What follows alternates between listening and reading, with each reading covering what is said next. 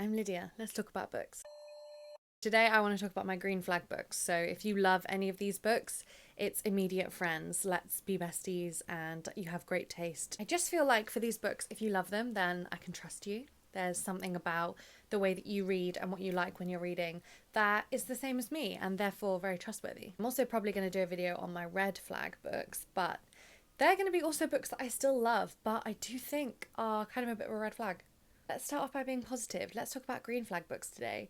And I'm going to start off by talking about fantasy and sci-fi books. Fantasy and sci-fi books are one of my biggest read genres, so I have a lot of opinions about this. So let's start off with one of the big boys himself, that is Brandon Sanderson. Probably should not be trying to hold this whole series right now, but oh shit. This is one of my favourite book series in the world, and I feel like if you also love it, then you're just going to have amazing taste. If you love any Brandon Sanderson book, we can be friends. But if you love the Stormlight archive above the rest, then we can be besties. So the Stormlight archive is a huge, big, fun adventure story.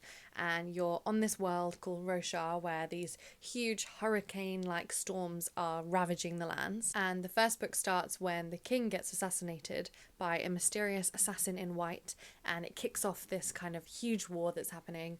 And you follow various characters from lowly slaves up to kind of the high general, and it's just such an amazing story. Don't go into it looking for lyrical descriptions and really powerful writing. The reason I love these is the plot. It's just so meticulously planned. You feel like you're in such good hands when you're reading these books, and you can just be taken along on this journey with these really diverse set of characters, and it's just so much fun and just so well worth the time because I know that they are chunky books. I feel like these are green flag books for me because if you love these, then you're not going to be put off by 1,000-page long books and huge epic stories. It's just one of the things I love the most about reading is diving into whole new worlds. So green flag in my book. So my next green flag books are the Broken Earth Trilogy, which starts off with the 5th season by N.K. Jemisin. These are often described as fantasy books, but I would really say that they're science fiction more leaning because they're set in a very far future world where the continent is ravaged periodically by these seasons of kind of apocalyptic level events that rearranges the earth and kind of human civilization has to start from scratch. You follow a few different characters, but mainly a mother called Essen who is searching for her daughter after a tragic event happens at the beginning of one of these seasons. These are green flag books to me because it means that you can enjoy really complicated and kind of very confusing world building and also really different interesting narrative styles. So a lot of this story is told in second person, which can take some getting used to, but I do think that the way that it's used is so effective in this book and it really has such a payoff. So my last one in the fantasy sci-fi category is Gideon the Ninth, and this one is just such a fun book. The reason these are green flag books to me is because you probably picked it up because of the tagline being lesbian necromancers haunting a gothic palace in space.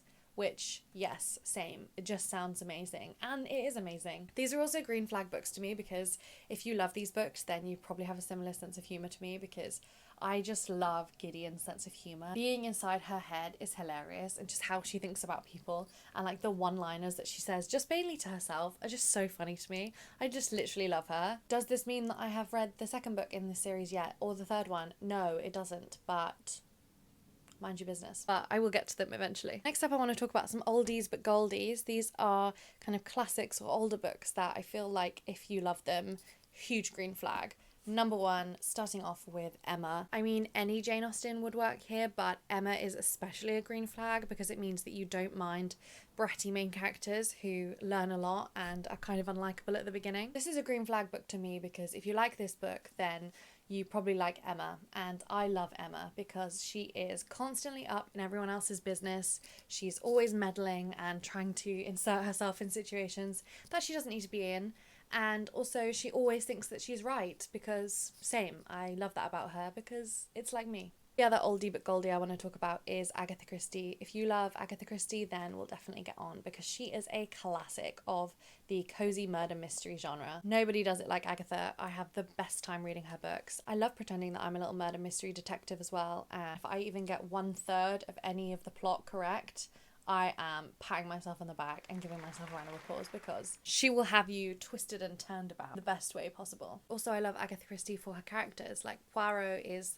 a hilarious little man, and Miss Marple is just the busiest, nosiest old lady that I've ever seen, and I love her for that. So let's talk about more general fiction or contemporary literary fiction. There's a whole genre on its own of unhinged, weird girl books, but if you love boy parts, it's a huge green flag for me, because some of the books in this genre are real misses. Boy Parts, on the other hand, is a 5 out of 5. This is a very dark comedy, and you're basically following Arena as she takes photos of people, and she's kind of also going insane. She's a photographer, and she takes pictures of people, mainly men, in compromising positions, and we love her. This to me is a female rage book done right. I just absolutely loved it. It's a wild ride, it's hilarious, and if you love this, a huge green flag. Next up, changing pace a little bit, let's talk about romance books. To me, one of the biggest green flags in reading is if someone has the same favourite Emily Henry book as you.